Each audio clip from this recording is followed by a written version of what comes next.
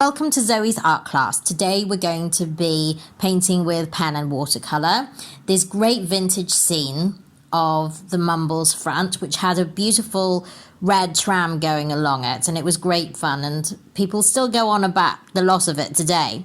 Anyway, so we are going to start with the sky, and I mixed a light wash of cobalt and cerulean. I took up some clouds with some tissue and added a little bit more deeper blue on the top, so you have a kind of a faded sky. So you have deeper blue on the top going down to the faded on the bottom, and then I just added some nice little mountains in the background.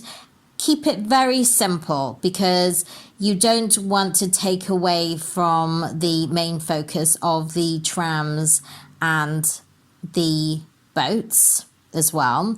It's really great fun actually looking up vintage scenes of your local area and just using your artistic license to, paint a picture of them. I can't recommend it highly enough. So next I'm painting the red tram with a Cadmium Red, which is a warm orangey red. I'm using a Chinese brush, which is a fantastic brush that if you want to just carry anywhere you can, because you've got the point that you can, as you can see, use for details and thin lines, but it also carries a lot of paint, so you can use it for washes as well. But you do have to be careful using a Chinese brush. It will take a little practice, but do try, because they're really great to actually use, not just for sort of Chinese painting or writing, but for any kind of painting. Also, don't forget, do not leave a Chinese brush actually in the water, because it will tend to come apart. So always bring it out of the water. Don't leave it for a long time. So as you can see here, I'm starting to fill in the boats, and I'm using much brighter colours like red and green, which are complementary colours. I used dry brush technique to go across the foreground. You can see that with Yellow Ochre as well, and all different types of colours for the boats, just to add a little bit of a zing to it and a little bit more interest. I did put up some shadows of Payne's grey, and I added a little bit of Payne's grey to the cobalt as well to add some shadows to the windows, but I didn't fill in all the windows. Can you see that? So you can see shine from the light. And don't forget to always notice where the light is coming from in your picture. Where is the sun? Where is it hitting? So is it right above you, or, or is it to the side, or is it lower? Because that really dictates where the shadows will be. I have picked a pen, a number 8 pen, which is a little bit thicker because I wanted to make more of the lines. So when you've actually finished the watercolor, make sure it's completely dry, and then you use a watercolor pen. They come in many different thicknesses, but I've gone for a thicker pen for this one. And then you can actually start drawing in the details, like I've got the drawing in some of the tram and the sort of the landing station next to it, and the pylons and the rigging. So, and yes, I whisper this, but you can use a ruler if you so wish. However, do not just draw really thick, steady, thick lines. If you line breaks, if you, use light pressure, it doesn't matter, because it will add to the sketchiness and the artistry of it. To get back to where the sun is hitting, you can see that the sun is where the shadows are. It's really kind of quite above. So the shadows are kind of hitting above. I've also just put a bit of Payne's grey underneath the boats and the trams as well. And then when that is completely dry, I have started to add details. So the slats along the boats, for example, and the rigging and the pilot lines as well. And I just try to make it quite sketchy. And so where the lines also are the heaviest, where the shadows will be, where you think that the sunlight will hit, you want lighter lines. So don't put the same lines on every section of the painting. They want to be descriptive lines as well, and sketchy. Have a look online to see pen and watercolor, because there's so many different styles out there, and different styles might suit you, but experiment with different thicknesses of pen. You can use different thicknesses on one painting, don't forget. And so just, don't limit yourself with it.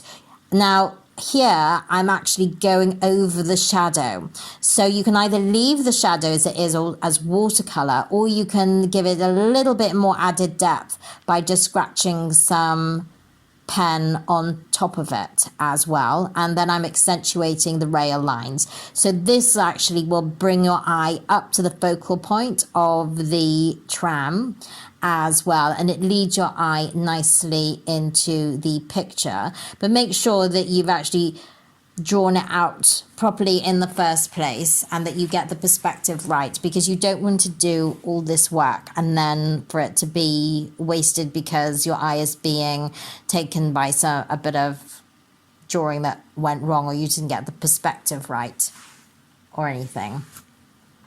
So here I can go back to where the light and the darkness hit. So you can see on the top of the tram there's light hitting on the top, and I've only gone around the right side of the tram and the top of the right side, and I've left the left side without any pen lines at all, because I'm showing where the light is hitting, and also just accentuating the dark side and the shadows as well. You can put as little or as much pen as you like, although I wouldn't ever suggest that you put pen just in one section. So for example, don't just put pen on the tram and leave everything else. You have to put a little bit all over. Do note though that I haven't used any pen on the distant mountains, because you want those distant mountains to remain distant. If you outline them with pen, some people do, and that's fine. You need to look at it and see if it's for you or not. But I feel that if I outline the mountains, it will flatten the painting and it will take away from the distance. I'm just continuing building up with the depth with pen, just like making thicker lines and leaving it in scratchier areas as well. As I said, you can also change pens as well. Sorry for the shaky camera work. And then when we get to the windows, this is very important, the glass, it always has highlights in it. And also I've decided to make more of a story of it. So I've put in little people, so little, just tiny little heads, hardly anything at all that you will really, but it just gives a little bit more added atmosphere and life to the picture. And just adding a little bit of darkness here and there, but retaining some of the highlights as well is extremely important, because then it just gives you the depth inside the tram.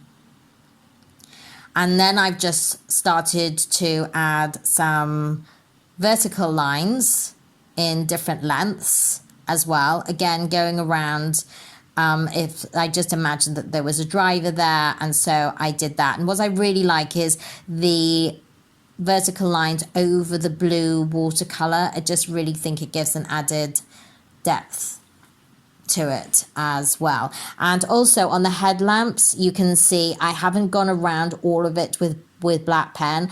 I have left the left side without any line on it at all, just so this is what we call descriptive lines.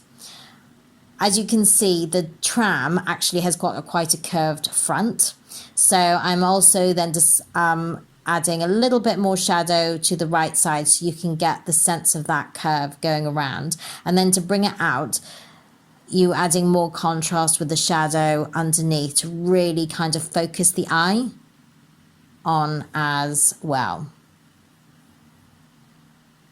And don't forget to stand back from your picture.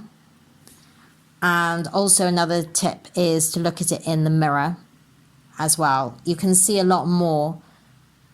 It's like looking through a different person's eyes when you look at the reflection in the mirror, I feel. And also have a cup of tea and go away from it and then come back from it, because you don't want to overwork a picture either.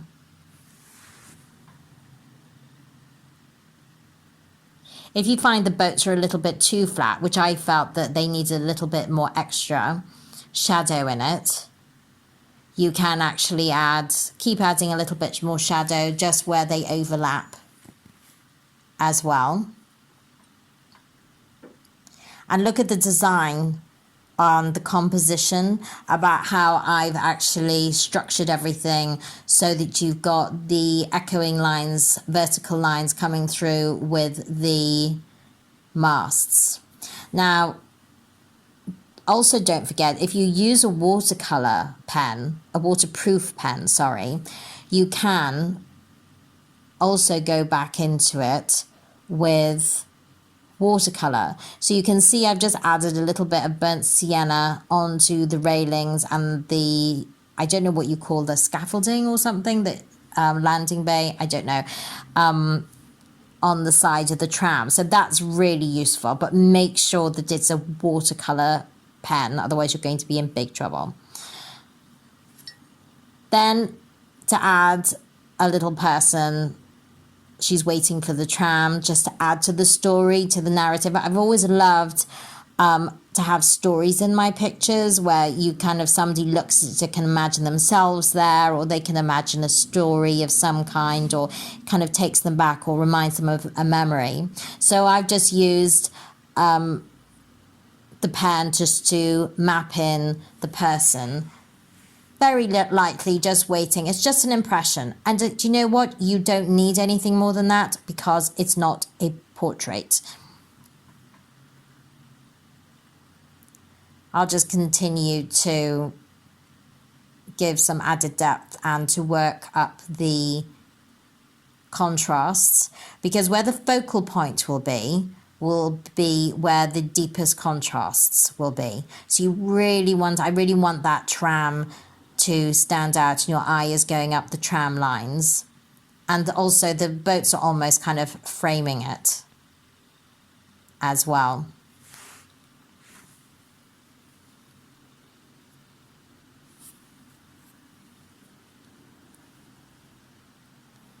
Again, you can keep on adding with paint, which is really great fun to do that. I mean, you could even go all over with red, more red as well.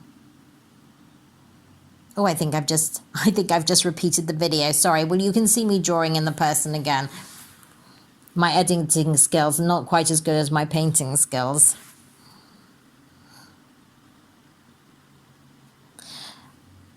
Big tip for drawing out a person: draw the body first and then the head.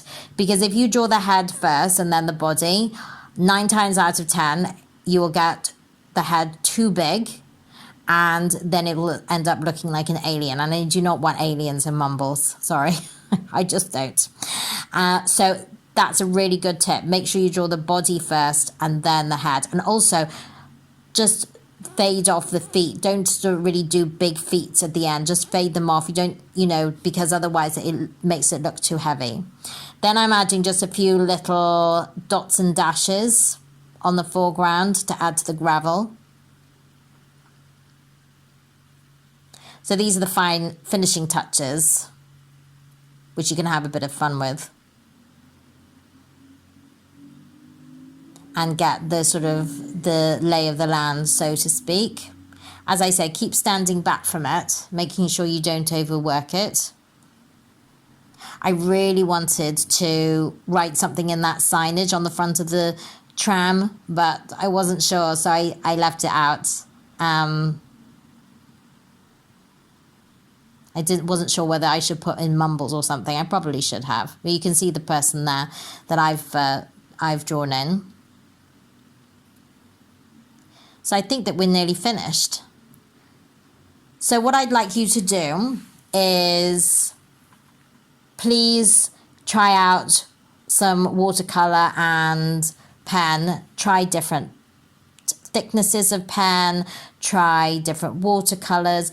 Try different brushes as well. Look up a vintage photograph of your area and see what you can do with that, because that really is great fun. There's lots of available images out there as well, and you can always use your artistic license and add little bits of details that you want to, or leave things out.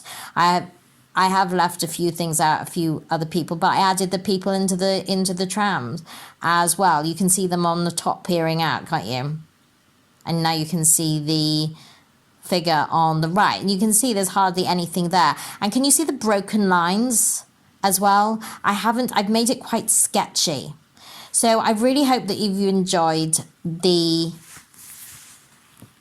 my art demo of pen and watercolor, and I hope that you subscribe to Art Class with Zoe. If you enjoyed the video, don't forget to like it, and please do comment. And if you want to ask me any questions or any recommendations, or would like to see a video in a particular style or subject, please leave it in the box below, and I look forward to hearing from you. I hope you enjoyed. Bye.